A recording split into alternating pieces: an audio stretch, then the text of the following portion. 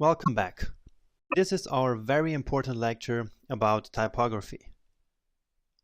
According to Wikipedia, typography is the art and technique of arranging type to make written language readable and beautiful.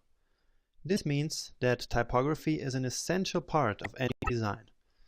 And that's because most of your website will be text content. And so it's quite important to make that content good looking and easy to read for the user. Good typography can make every design look very professional. So let's look at a couple of guidelines to achieve exactly that. I'll start with some simple rules, and after that I will go over choosing some good fonts, how to get them, and how to choose the right font for your website. For the first couple of guidelines, I will use this website to show you good and bad things. So first, use a font size between 15 and 25 pixels for body text. It really depends on the typeface you choose, how much text you got, and how much you want that text to stand out. Here in this example, we have a font size of 22 pixels and it looks really good. And this is what it looks like without using these guidelines. The first example has only 14 pixels font size and it's clearly way too small, right? And down here in the second paragraph, the text looks unnaturally big and exaggerated with those 30 pixels font size. So avoid both of these situations. Now for headlines and titles, you can and should of course use bigger font sizes to show that it's important text that you really want the user to read. There are no real size limits for headlines like this one. So here we have the headline of the website we've been seeing before, and it has a font size of 60 pixels, and I think it looks great actually. This website here has an extremely big headline with 90 pixels font size. And sometimes when you use such a big headline, you will want to decrease the font weight of that text. This ensures that the text doesn't steal too much attention from the rest of the content, and it makes the text look less bulky and more modern and elegant. And that is exactly what this website here is doing right. Next up, use a line spacing between 120 and 150% of the font size.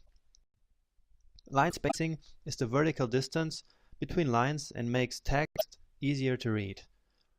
Back to our example, this web page here uses a line spacing of 150% to make the text easy to read.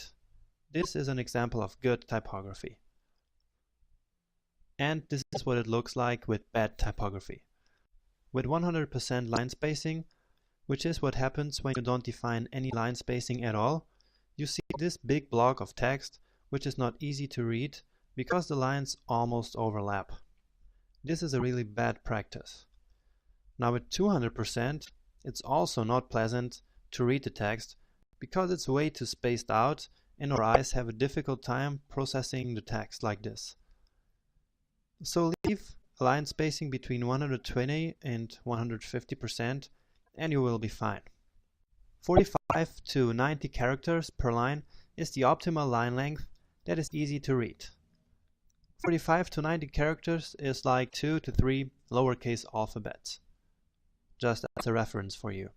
So here, for example, our first line has 78 characters, so it's easy to follow the text. And here again some bad examples. In the first example we have just 36 characters, and it looks kind of weird. You can of course do this if you have some columns with some text, but not in a situation like this with a lot of text. And down here the text line is way too long, and our eyes find it difficult to travel such a long distance from the end of one line to the beginning of the next line. And finally, the most important thing is probably to choose good looking fonts. Now, there are no real rules for selecting the right font, but since this is a very practical guide, I will just tell you to use good fonts. I will show you a couple of good fonts that will look good in every design.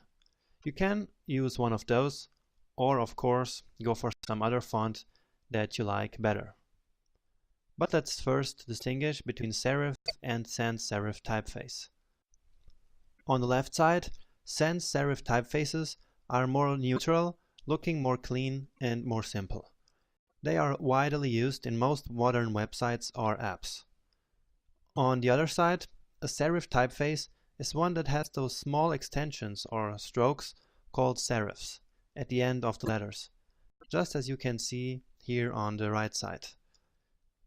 Serif typefaces are usually used for more traditional purposes that encourage long reading and storytelling. And this is how sans serif text looks like on an actual website. You're probably used to see sans serif text everywhere because it's more used than serif font styles. Also look how the heading uses bigger text but with a very low font weight, as I explained to you before. This website is absolutely beautiful and uses all the typography rules that I showed you before. And here are a couple of very good sans serif fonts available on Google Fonts. Now Google Fonts is a very good free resource where you can get web fonts.